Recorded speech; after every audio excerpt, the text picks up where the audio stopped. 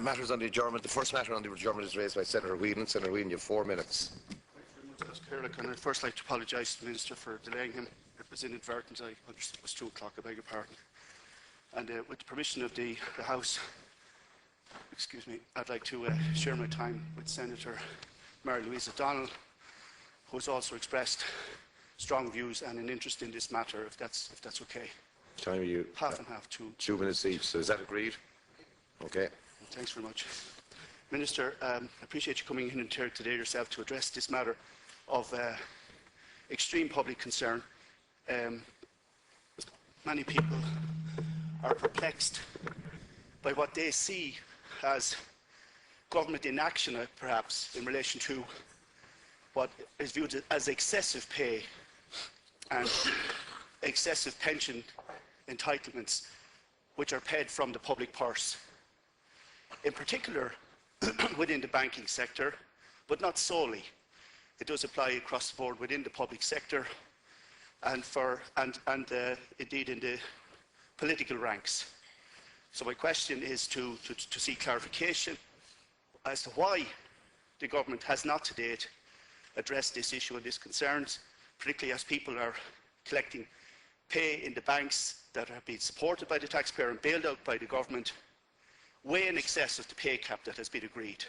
Indeed, one salary is reported to be as high as 830,000, which seems, absolutely ridiculous. And pensions being paid out of the public purse within the banking sector of 500,000 and 650,000. So, Minister, I would implore you to intervene in this regard, particularly as many workers, such as the Waterford Crystal workers, have lost their own pension entitlements through no fault of their own. And indeed, I cite two examples of where I believe there can be intervention.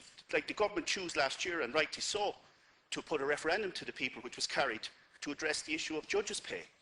And also, in 1985, I'm familiar myself that the then Minister, Desi O'Malley, enacted emergency legislation through the House to enable the government of the day to appoint an administrator to the PMPA group of companies.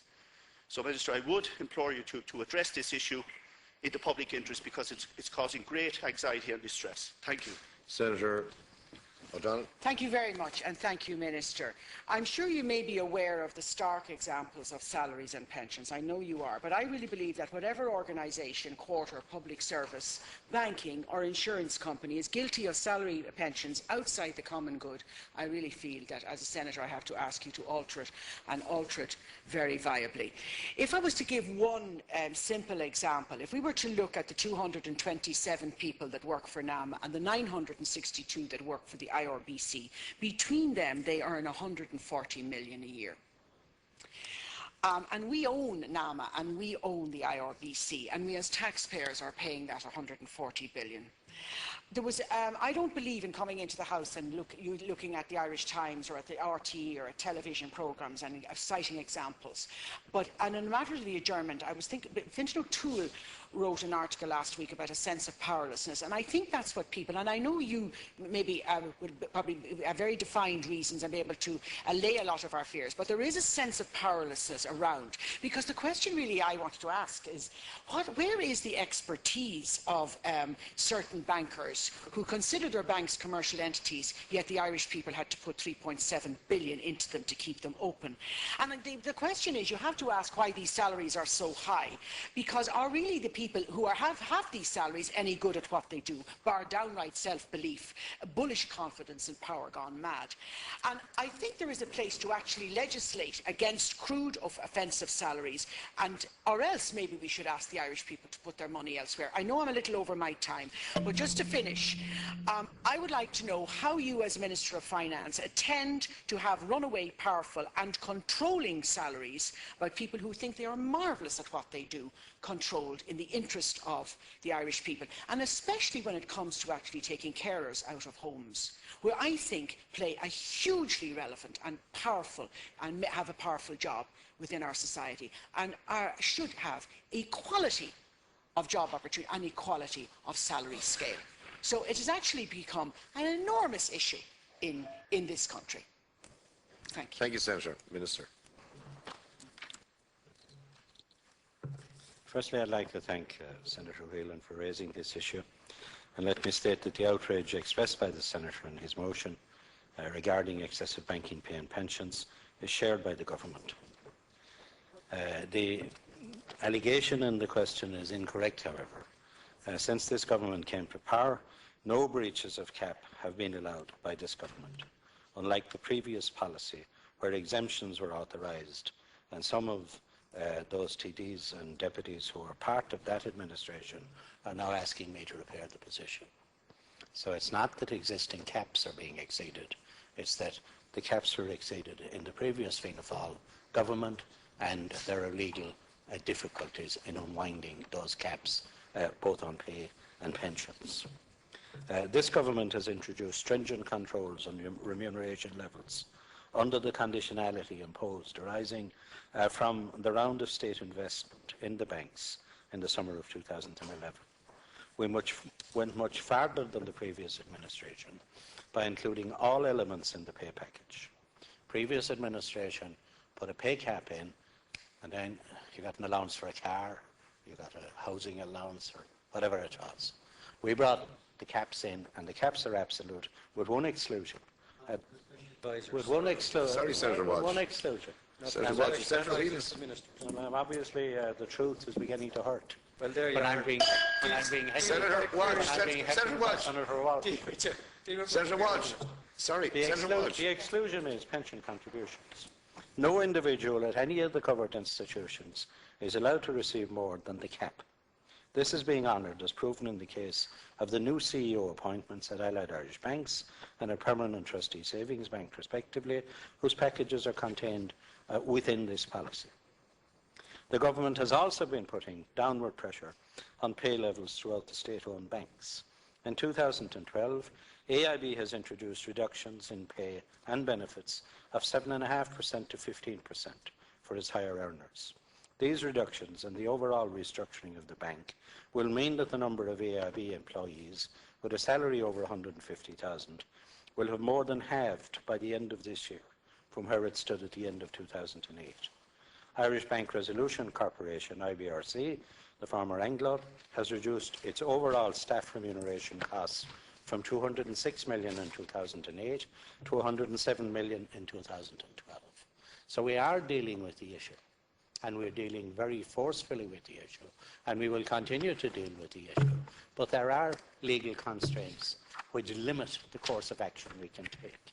In respect of IBRC, formerly Anglo, I think it's on the public record that I wrote to the chairman, Mr. Alan Dukes, and I asked that the board would impose a 15% cut in their wages and salaries.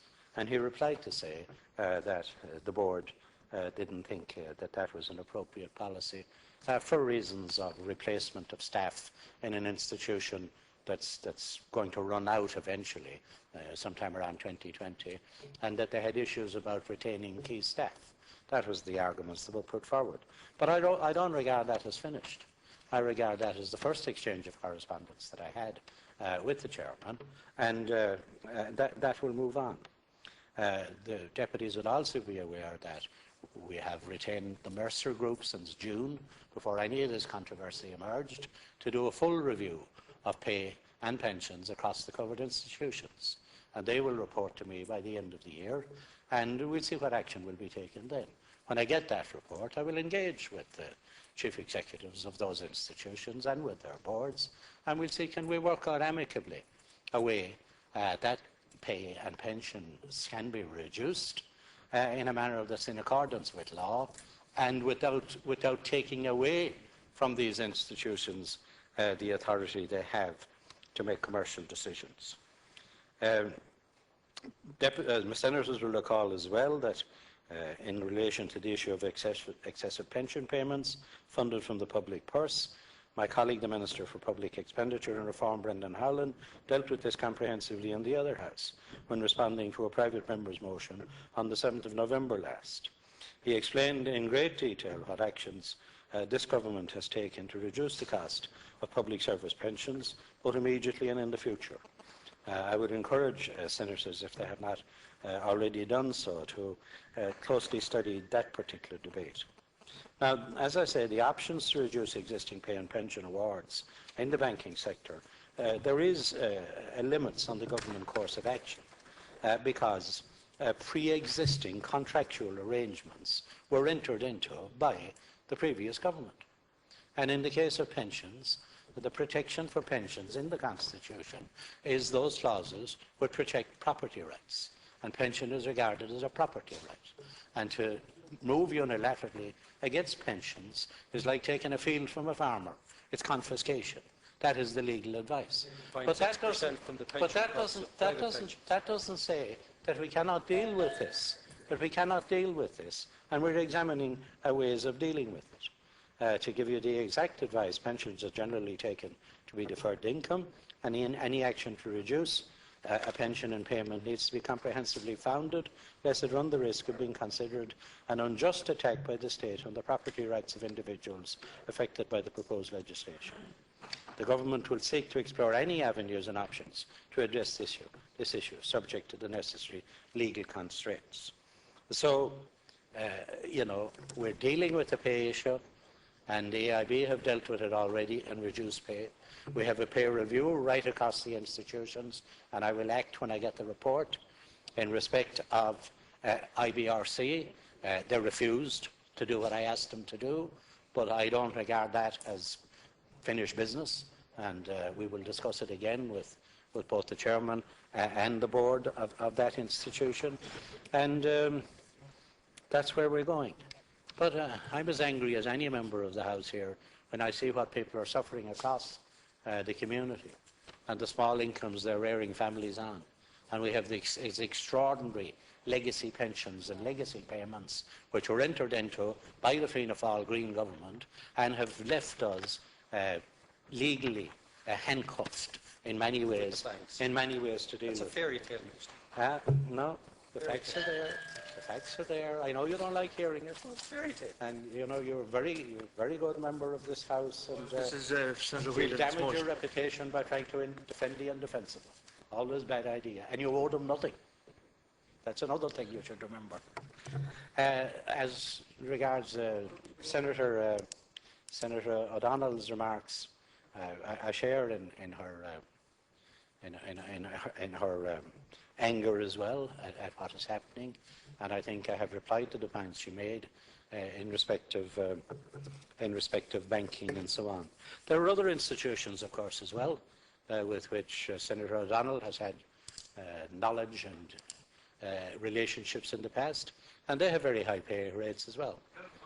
So maybe the Senator will come into the House someday and tell us how we might deal with that when certain individuals in single salaries are getting enough to pay for the President, the Taoiseach, and go halfway to paying for the Chief Justice as well. Thank you. Supplementary, brief supplementary, Senator. I want to thank the Minister for coming in personally to take the question and taking it so seriously. I am somewhat relieved to hear that he's not finished with the matter, and that it's a work in progress with regard to continuing to address this issue.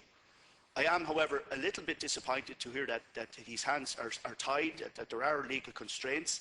And what I suppose I'm asking my supplementary is that what is the scope, if necessary then, to change the law to address this, because it's unsustainable in the present climate. And I agree with the Minister that we're not just talking about bankers or singling out any one sector of society. It should apply across the board where pensions are paid and high salaries are paid out of the public purse. Thanks, Minister.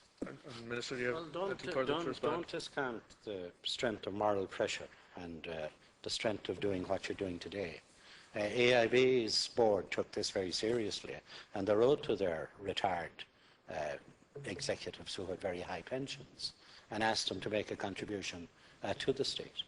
And one individual has made a big contribution and taken a reduction on his pensions, and I would advocate all others who can see the anger of the people expressed by their public representatives to follow likewise. So we will do that in the first instance. The second thing I will do is continue with my conversations with IBRC to see will they comply with the request, which I thought was reasonable, which I made to them. Thirdly, when I get the report into remuneration across the covered institutions, which I will have by the end of the year, I will open discussions with all parties to advance this. But this is work in progress, which I can't resolve in one fell swoop by introducing a simple piece of legislation. But we have made very considerable progress already in reducing the costs across the banks and in clawing back some of the outrageous contractual arrangements which were made by the previous government with these individuals. And we will continue to do so. Thank you, Minister. Second motion. Thank you. Sorry, Senator, there's no provision for a well, maybe supplementary. the minister would allow me to respond. Maybe the minister wouldn't mind if I made a short response. The minister has no say in this, and it's a Well, precedent. may There's no I, precedent for Chairman? this in the House. You can't come in. I'm sorry, Senator, you can't come in. I'm calling